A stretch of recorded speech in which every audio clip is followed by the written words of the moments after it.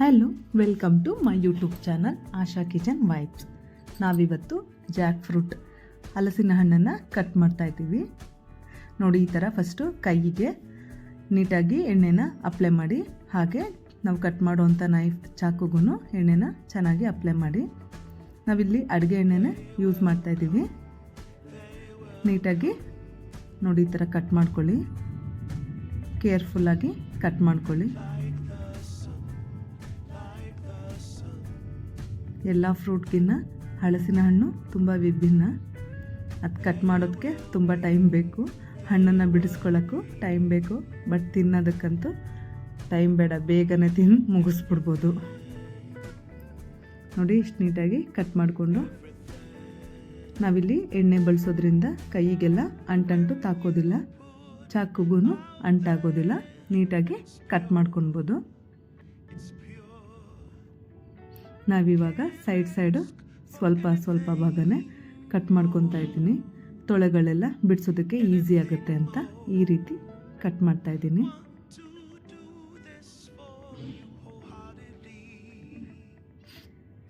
ಹಲಸಿನ ಹಣ್ಣನ್ನು ಬಿಡಿಸೋದಕ್ಕೆ ತುಂಬ ಶಕ್ತಿನೂ ಬೇಕು. ನೋಡಿ, ಚೆನ್ನಾಗಿ ಕಟ್ ಮಾಡಿದ್ದೀವಿ. ಇವಾಗ ಮಧ್ಯ ದಿಂಡು ಅಂತೀವಿ, ಅದನ್ನು ಕಟ್ ಮಾಡಿ ತೆಗಿಬೇಕು. ಆವಾಗ ತೊಳೆಗಳನ್ನೆಲ್ಲ ಬಿಡಿಸೋದಕ್ಕೆ ಈಸಿ ಆಗುತ್ತೆ.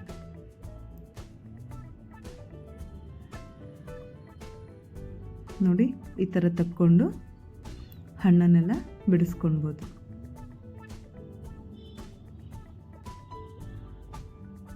ಆ ದಿಂಡನ್ನು ತೆಗೆದ್ರೆ ಈಸಿಯಾಗಿ ಹಣ್ಣು ಬಂದ್ಬಿಡುತ್ತೆ. ನೋಡಿ, ಹಲಸಿನ ಹಣ್ಣು ಬಿಡಿಸ್ಕೊತಾ ಇದ್ದೀನಿ.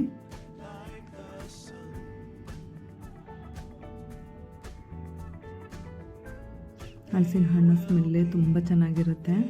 ಹಲಸಿನ ಹಣ್ಣು ಮನೆಗೆ ತಂದರೆ ಸಾಕು, ಮನೆ ಫುಲ್ಲು ಹಲಸಿನ ಹಣ್ಣೇ ಸ್ಮೆಲ್ ಇರುತ್ತೆ. ಅಷ್ಟು ಘಮ ಘಮ ಅಂತ ಇರುತ್ತೆ.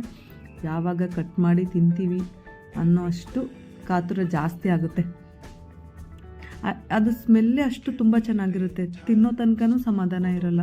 ಆ ಸ್ಮೆಲ್ಲು ಫುಲ್ಲು ಇಡೀ ಏರಿಯಾ ಅಕ್ಕಪಕ್ಕ ಎಲ್ಲ ಫುಲ್ಲು ಸ್ಪ್ರೆಡ್ ಆಗುತ್ತೆ.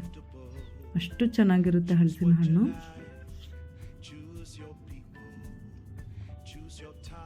ನಾವಿವತ್ತು ಹಲಸಿನ ಹಣ್ಣಿನಿಂದ ರಸಾಯನ ಹೇಗೆ ಮಾಡೋದು ಅಂತ ತೋರಿಸ್ತಾ ಇದ್ದೀವಿ ಈ ವಿಡಿಯೋನಲ್ಲಿ. ನೀವು ಎಲ್ಲ ಫ್ರೂಟ್ಸಲ್ಲೂ ರಸಾಯನ ತಿಂದಿರ್ತೀರ, ಅದರಲ್ಲೂ ಬಾಳೆಹಣ್ಣಿನ ರಸಾಯನ ಯಾವಾಗಲೂ ಮಾಡ್ತಾನೆ ಇರ್ತೀವಿ. ಇವತ್ತು ಹಲಸಿನ ಹಣ್ಣಿಂದ ರಸಾಯನ ಹೇಗೆ ಮಾಡೋದು ಅಂತ ತೋರಿಸ್ತಾ ಇದ್ದೀವಿ. ತುಂಬ ಈಸಿ, ಸಿಂಪಲ್, ಬಟ್ ಟೇಸ್ಟ್ ಅಂತೂ ತುಂಬ ಚೆನ್ನಾಗಿರುತ್ತೆ. ತಿನ್ನೋಕ್ಕೆ ತುಂಬ ಚೆನ್ನಾಗಿರುತ್ತೆ. ಹಲಸಿನ ಹಣ್ಣಿನ ರಸಾಯನ ತಿನ್ನೋದಕ್ಕೆ ತುಂಬ ಚೆನ್ನಾಗಿರುತ್ತೆ. ಬಟ್ ಹಣ್ಣನ್ನು ಕಟ್ ಮಾಡಿ ಬಿಡಿಸೋದಿದೆಯಲ್ಲ, ಅದಕ್ಕೆ ತುಂಬ ಟೈಮ್ ಬೇಕು, ಪೇಷನ್ಸ್ ಬೇಕು.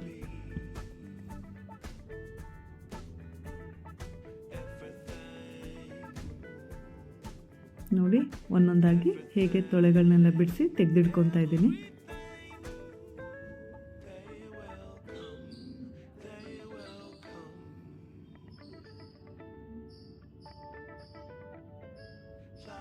ತುಂಬಾ ಸ್ವೀಟಾಗಿರುತ್ತೆ ಹಲಸಿನ ಹಣ್ಣು, ಬಟ್ ತುಂಬ ಜ್ಯೂಸಿನೂ ಆಗಿರುತ್ತೆ.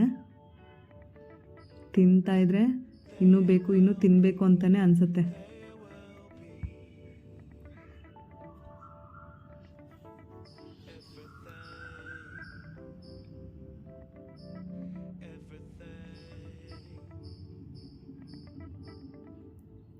ನೋಡಿ, ಎಲ್ಲ ನೀಟಾಗಿ ಬಿಡಿಸ್ಕೊತಾ ಇದ್ದೀನಿ.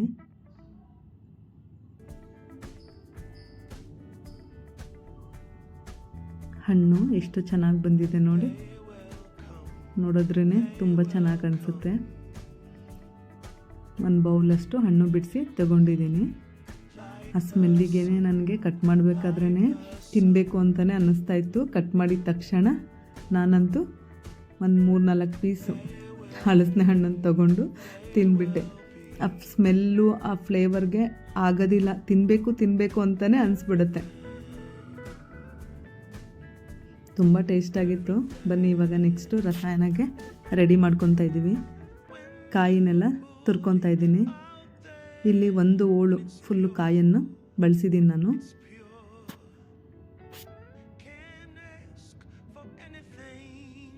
ಇವಾಗ ಯಾಲಕ್ಕಿನ ಕ್ರಷ್ ಮಾಡಿ ತೆಗೆದಿಡ್ಕೊತಾ ಇದ್ದೀನಿ. ನೋಡಿ, ಹಲಸಿನ ಹಣ್ಣನ್ನು ಬಿಡಿಸ್ಕೊತಾ ಇದ್ದೀನಿ ರಸಾಯನ ಮಾಡೋದಕ್ಕೆ. ಕೈಯಿಂದನೇ ಸ್ಮಾಲ್ ಪೀಸ್ ಮಾಡಿ ಕಟ್ ಮಾಡಿ ತೆಗೆದಿಟ್ಕೊತಾ ಇದ್ದೀನಿ. ಚಾಕು ಬಳಸೋದಕ್ಕಿಂತ ಕೈಯಿಂದನೇ ಬಿಡಿಸ್ಕೊಳ್ಳಿ, ಚೆನ್ನಾಗಾಗುತ್ತೆ. ತುಂಬ ರಿಸ್ಕ್ ಅನಿಸಲ್ಲ, ಗಟ್ಟಿ ಅನಿಸಲ್ಲ, ಈಸಿಯಾಗಿ ಬಂದುಬಿಡುತ್ತೆ.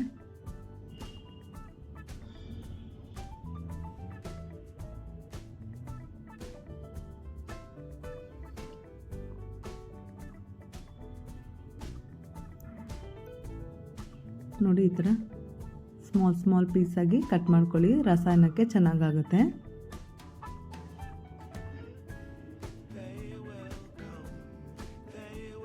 ನೋಡಿ, ಎಲ್ಲ ಹಲಸಿನ ಹಣ್ಣನ್ನು ಬಿಡಿಸಾಯಿತು. ಇವಾಗ ಯಾಲಕ್ಕಿ ಪುಡಿನ ಆ್ಯಡ್ ಮಾಡ್ತಾಯಿದ್ದೀನಿ. ನಾವು ಏನು ಕಾಯಿ ತುರಿದಿಟ್ಕೊಂಡಿದ್ದೋ ಕಾಯಿ ತುರಿನ ಆ್ಯಡ್ ಮಾಡ್ತಾಯಿದ್ದೀನಿ.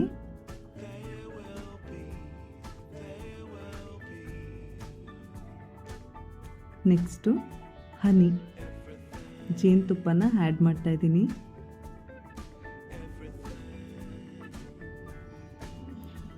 ನೆಕ್ಸ್ಟು ಬೆಲ್ಲದ ಪುಡಿ ಆ್ಯಡ್ ಮಾಡ್ತಾಯಿದ್ದೀನಿ. ರಸಾಯನಕ್ಕೆ ಇಷ್ಟೇ ಇಂಗ್ರೀಡಿಯೆಂಟು, ತುಂಬ ಟೇಸ್ಟಾಗಿರುತ್ತೆ. ಎಲ್ಲ ನೀಟಾಗಿ ಮಿಕ್ಸ್ ಮಾಡ್ಕೊಳ್ಳಿ, ಕೈಯಿಂದನೇ ನೀಟಾಗಿ ಮಿಕ್ಸ್ ಮಾಡ್ಕೊಳ್ಳಿ. ತುಂಬ ರುಚಿಯಾಗಿರುತ್ತೆ. ಆ ಕಾಯಿ ತುರಿ, ಜೇನುತುಪ್ಪ, ಬೆಲ್ಲದ ಪುಡಿ ಹಾಕಿರೋದ್ರಿಂದ ಎಷ್ಟು ಚೆನ್ನಾಗಿರುತ್ತೆ ಅಂದರೆ ತಿಂತಾಯಿದ್ರೆ ಇನ್ನೂ ತಿನ್ನಬೇಕು ಅಂತಲೇ ಅನಿಸುತ್ತೆ, ಅಷ್ಟು ಟೇಸ್ಟಾಗಿರುತ್ತೆ. ಯಾಲಕ್ಕಿ ಪೌಡರ್ ಹಾಕಿರ್ತೀವ, ಅದ್ರ ಸ್ಮೆಲ್ಲು ಅಷ್ಟೇ ತುಂಬಾ ಚೆನ್ನಾಗಿರುತ್ತೆ. ಒಂದ್ಸಲ ಟ್ರೈ ಮಾಡಿ ರೆಸಿಪಿ. ಹಲಸಿನ ಹಣ್ಣಿನ ರಸಾಯನ ಸೂಪರಾಗಿರುತ್ತೆ. ನೋಡಿ, ರೆಡಿಯಾಗಿದೆ ಹಲಸಿನ ಹಣ್ಣಿನ ರಸಾಯನ, ಜಾಕ್ ಫ್ರೂಟ್ ರಸಾಯನ. Subscribe our YouTube channel Asha Kitchen Vibes. Thank you.